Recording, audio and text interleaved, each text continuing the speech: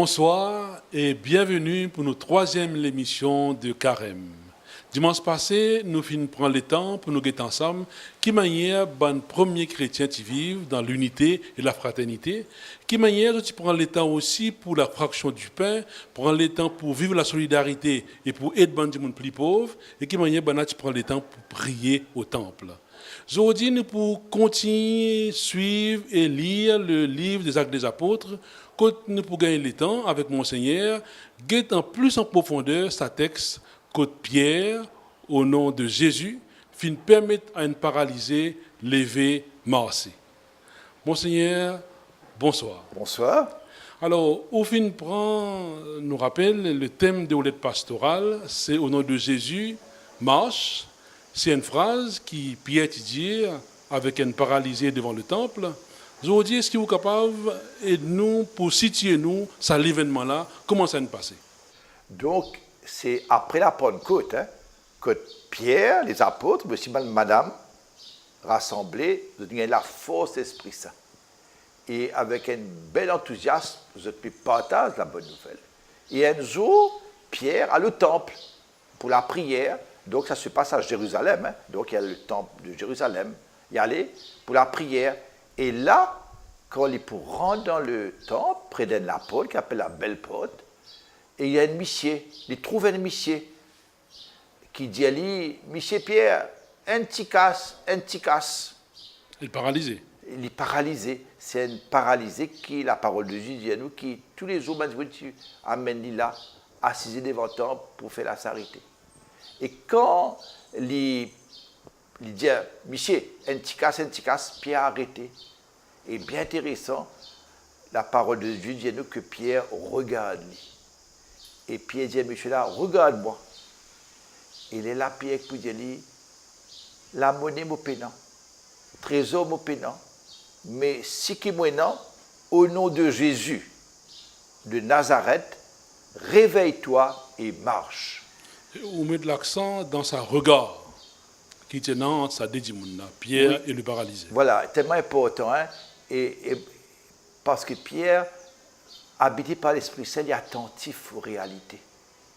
Et quand il tonne sa crie là, il regarde ça du monde là. Il est tellement important, il n'est pas regardé de manière méprisante, il n'est pas regardé de manière jugement, il regarde avec une sympathie, une empathie, il dit, monsieur là, regarde-moi, ou aussi un humain.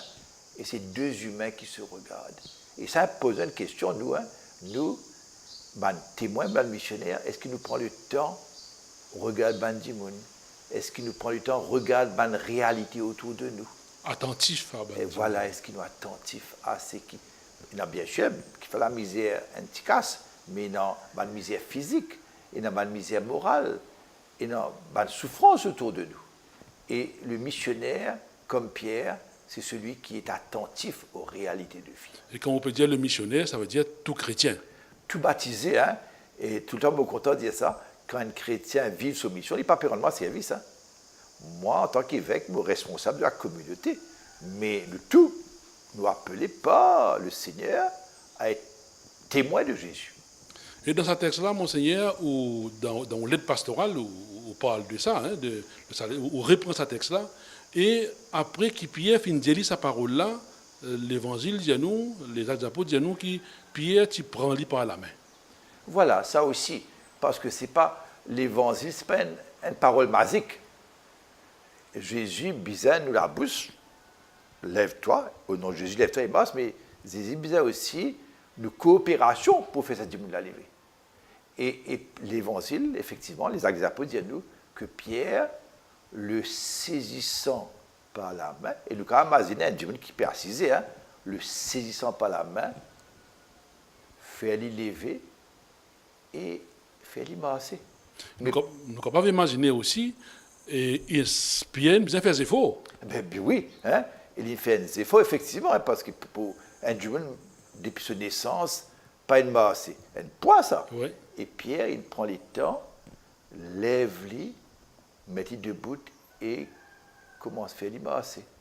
Avec bien sûr la force de Jésus. C'est Jésus qui agit, mais Jésus agit à travers les témoins, du monde. Et ça, tout de suite, il levé, il massé, et le texte de nous qui les fin rentre dans le temple. C'est pas aussi, c'est pas une affaire, comment dire, banale. Voilà. Donc, ça, monsieur-là, quand il est paralysé, mendiant, mais il n'est pas capable, comme je dis, il n'est pas autonome. Il n'est pas capable, pas dans la vie du temple, dans la vie religieuse, il est devant le temple. Il n'est pas capable de travailler. Il n'est pas capable de gagner sur la vie. Il est réduit à mendicité. Et voilà que Pierre, pas Jésus, pas Pierre, met il debout.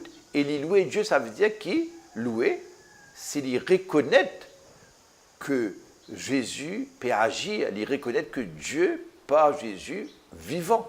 Et Jésus peut faire vivre. Et du reste, je suis content de souligner ce passage-là qui Pierre dit réveille-toi et marche. Et ça verbe réveiller là, ça même verbe là pour employer pour parler de la résurrection de Jésus. Dieu réveille Jésus d'entre les morts.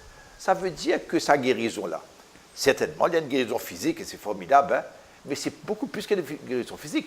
Il y a une guérison sociale, parce que comme il dit, monsieur a rentré dans le temple, monsieur là capable de répondre sur l'activité, monsieur là capable donc c'était sur la vie ressuscitée. Et de louer Dieu. Et louer Dieu. Parce que souvent, nous pensons à la résurrection après la mort.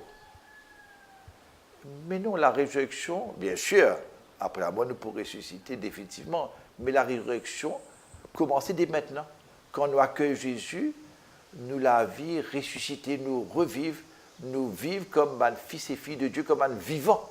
Un nouveau la vie, comment dire. Oui, tout du monde qui rencontre Jésus, tout du monde qui laisse lui conduire par Jésus, inspiré par Jésus, ils vivent une nouvelle vie, ils vivent une nouvelle relation, ils vivent une nouvelle responsabilité. Et c'est pour ça que ça monsieur-là, il peut marcher, mais plus que ça, il peut sauter de joie, il peut bondir, il peut piler de joie. Alors, oui, voilà, il y a un vivant.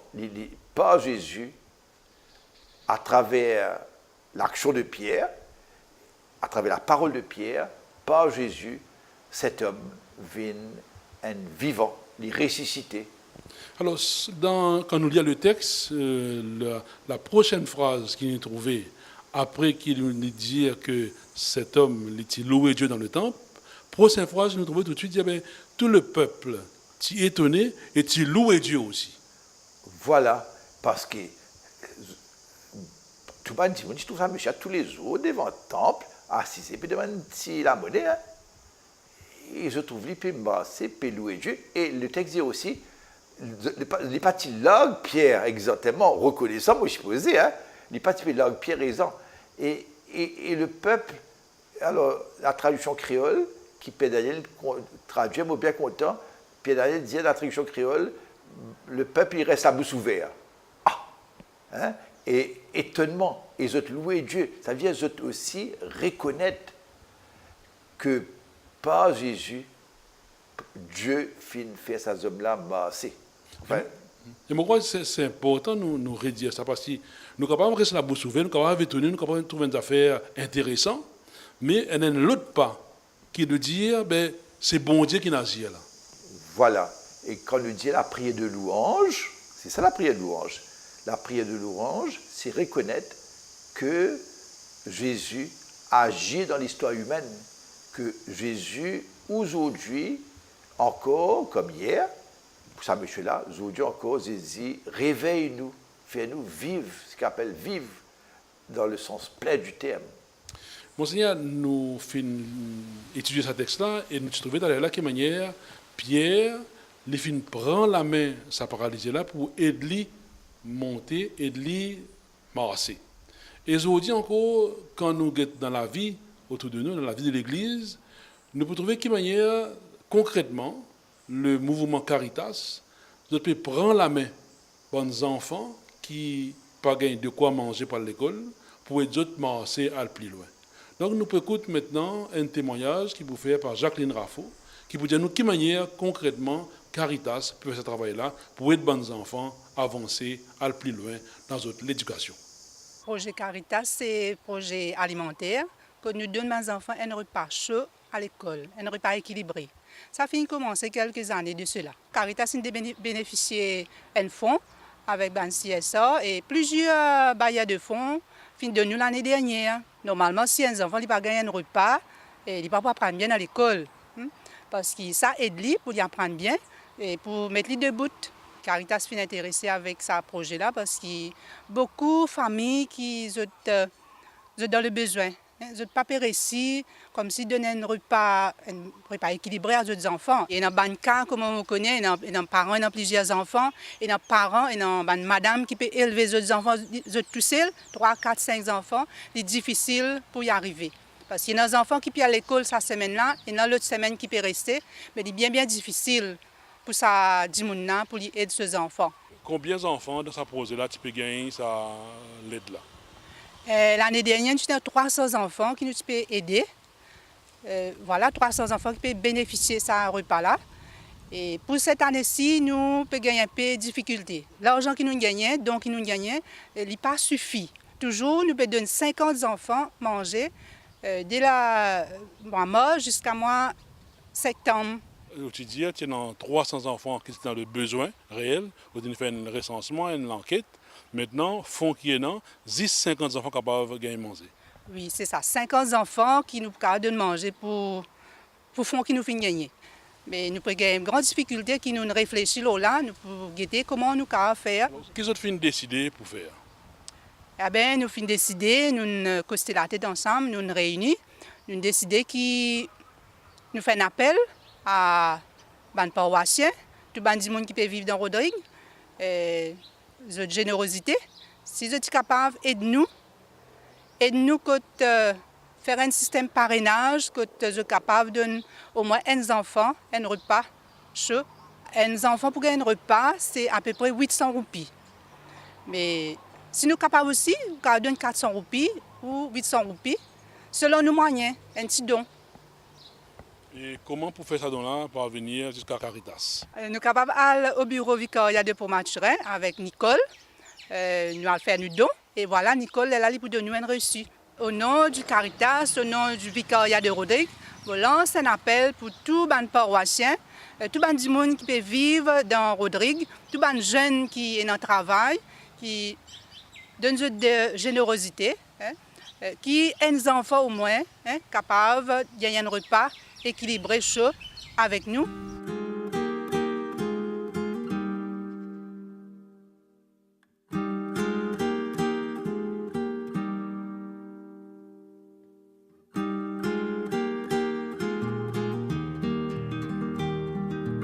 Prendre un enfant par la main pour l'emmener vers demain, pour lui donner la confiance en son pas. Prendre un enfant pour un roi, prendre un enfant dans ses bras, et pour la première fois sécher ses larmes en étouffant de joie, prendre un enfant dans ses bras. Quand nous pouvons faire un don là, un enfant peut lever et marcher, il peut arriver loin. C'est une manière pour les enfants là plus loin dans l'éducation, dans l'instruction, parce qu'ils ont dit si nous prenons l'instruction, l'éducation, nous ne pouvons pas arriver. Caritas, il nous prend comme mission justement pour coordonner ce travail-là, pour aider les enfants du monde. Oui, Caritas, comme si nous là, nous pas juste comme si nous faisons un projet alimentaire là, et nous avons un projet économique aussi, quand nous mettons des bouts de les pieds, marché, comme un projet élevage, comme un projet agroalimentaire, tout ça là, Caritas aussi, il fait, et projet pour logement, voilà. Quand un dimoun, quand il a besoin d'aide pour ce logement, là aussi Caritas nous aide. Nous allons la terre pour nous aider les autres. C'est une mission pour aider les autres. Parce que quand nous pouvons aider les autres, nous pouvons gagner ça. C'est une grande satisfaction dans nous. Quand ça dit qu'on a une levée, une déboute l'eau sur des pieds, c'est une grande satisfaction. Moi, j'ai une madame, quand elle zoom si nous allons visiter, et il n'est pas facile parce qu'il faut aller visiter un dimoun. Ou quitte là, non. 1 an, 2 ans, 3 ans, 4 ans, 5 ans. Est-ce qu'en 10 ans aussi, vous faites suivi avec un dimoun? Mais là, Dimouna, il réussit. Il réussit et ces enfants aussi rentrent dans ce projet-là. Mais c'était une grande joie. C'est une grande joie pour moi, pour ça, Dimouna. Et comment vous vivez ça en tant que chrétien? Mon mission, c'est d'aider les plus démunis, aider les plus faibles que moi, comme je suis capable de faire eux marcher, aller un peu plus loin, dans la vie, dans l'avenir. Pour la foi, c'est ça. Comme on peut aider les gens, il arrive, il peut lever, il peut marcher, tout ça. Et Jésus là-dedans? Jésus prend une grande place parce que quand nous pouvons marcher, nous marchons loin. Nous marchons loin dans le soleil, mais il aide nous, là où nous la route. Parce que c'est la route qui nous peut faire, la route vers Jésus, mais il est là avec nous, il marche avec nous, il accompagne nous dans sa mission-là. Nous écoute Jacqueline parle du travail de Caritas, spécialement auprès des enfants, mais aussi auprès des familles pauvres de manière générale. Et dans ce témoignage, Jacqueline fait l'appel, monseigneur. Moi, senti qu'il y a un appel bien important. C'est bon pour redire dans quel contexte ça l'appel là, qui m'ont capable, donner un coup de pouce dans cet appel qu'il vient faire là. C'est ça, quand un membre Caritas regarde la situation. Et je trouvais que pour différentes raisons du reste, qui n'ont des enfants qui arrivent à l'école ventre vide. Et quand vous avez ventre vide, l'école surtout, enfin pas tout, mais l'école, les enfants ont un sommeil. Il n'est pas capable de concentrer. Comme ça, monsieur-là, il est assis là, il est paralysé quelque part. Hein. Et donc, il n'est pas capable d'être insensible à cela. C'est vrai qu'il y a différentes raisons, et même parmi quelquefois, il y a des parents pas toujours responsables. Il y a des parents pas capables de faire, pas capables, mais il y a aussi, il faut dire, il y a des parents qui ne sont pas responsables à cause de l'alcool, à cause de jouer, et d'autres raisons. Mais le fait qu'il y ait des enfants peuvent souffrir, et des enfants peuvent être victimes de sa situation. Et ne pas avoir le droit d'être insensible à ça. Voilà, ne pas capable d'être sensible. Alors, l'an dernier, nous tiens 300 enfants pour un projet. Pour donner chaque enfant un repas par jour pendant 5 jours à l'école. Et ça, nous trouvons qu'il y a un lien quand les enfants gagnent ce repas, ils ne sont pas absents de l'école. Il est encouragé pour venir à l'école et il est encouragé pour apprendre. Hein. Et nous avons beaucoup la joie quand nous trouvons des enfants qui nous finissent aider pour le projet alimentaire, finissent bien pas 6e, grade 6, ça c'est qui dit. Alors, mais cette année, pour différentes raisons, nous avons moins de fonds. Parce que maintenant, le système CSA est sans. Et nous avons fonds pour 50 enfants. Comme on fait dire, oui. Voilà, Jacqueline dit ça. Et si quelqu'un nous a bureau Caritas, nous dit est-ce que nous pouvons donner 50 enfants? Nous pouvons donner 50 enfants, mais nous prenons par la main de cette occasion, gagner cette instruction, parce que nous connaissons que quand nous gagnons un métier, quand nous gagnons un diplôme, quand nous gagnons une instruction, il a un grand sens à de l'avant et tire sa famille dans une situation de misère. Et donc, nous avons un grand challenge. C'est pour ça qu'on peut faire l'appel. Et c'est pour ça que nous faisons l'appel. Alors, pour qu'il y ait des enfants gagnent un repas par jour, pendant 5 jours, les jours de l'école, hein, et ça coûte 40 roupies par jour. Et il y a un spécialiste hein, qui fait ça. Ce n'est pas comme si c'est un nutritionniste, etc. Il donne une affaire équilibrée. Hein. Et donc 40 roupies par jour, donc pour les enfants, les faire en gros 800 roupies. Alors, je vais faire appel à Benjamin qui peut écouter moi là. Alors, bien sûr, tout le monde ne peut pas donner 800 roupies. Mais nous sommes capables, quelquefois, dans une famille, pas dans une famille, plusieurs gens travaillent, ça peut mettre un petit casse, nous sommes capables de donner une demi-pension, 400 roupies ou 800 roupies. Benjamin qui gagne plus les moyens, 400 ou 800. Et si nous sommes d'accord pour relever ce défi-là ensemble, mais pas juste pendant le carême, hein, c'est pendant toute l'année, ça. Pas toute l'année, hein, pendant le temps scolarité. Hein.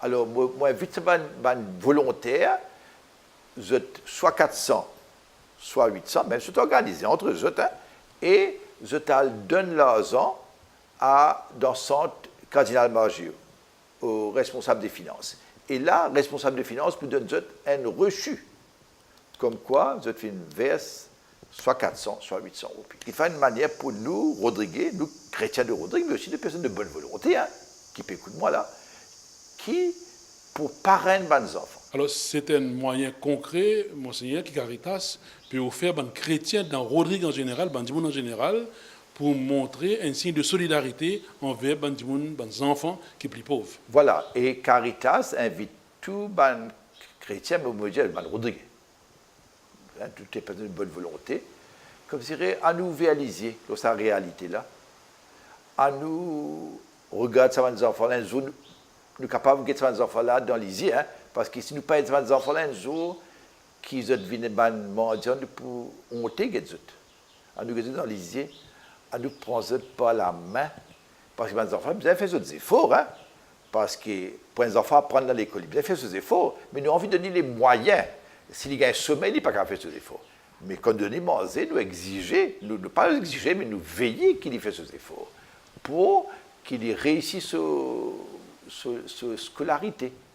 Donc c'est avec ça l'appel-là qui nous espérait pour bien entendu, pour bien, comment dire, prendre en compte par Bandimon Rodrigue, qui nous capable de continuer, Caritas capable de continuer, aider les enfants, prendre autres par la main pour capable gagner autres l'éducation. Oui, et moi je suis content, je un petit bout, hein, et à travers ça, et c'est comme ça que nous témoignons l'Évangile. Nous témoignons l'Évangile, parce que c'est la manière qui Pierre il fait, le premier apôtre il fait, nous témoignons l'Évangile, pas par un grand discours, hein, nous témoignons l'Évangile par nos manières d'agir, par nos actions. Par nos actions, nous témoignons de cette bonne nouvelle qui, aujourd'hui, Jésus le Nazaréen permet de nous réveiller, permet de nous marcher. Monseigneur, merci beaucoup.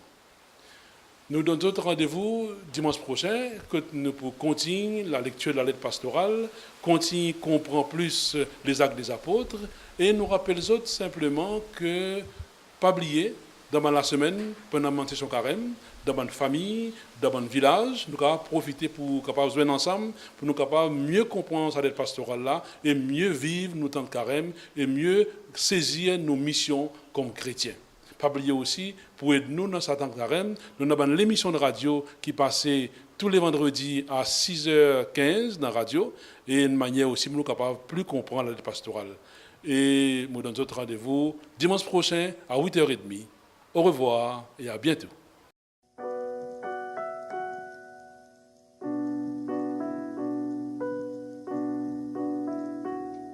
Lève-toi et marche, Dieu est ton ami. Lève-toi et marche sur la route.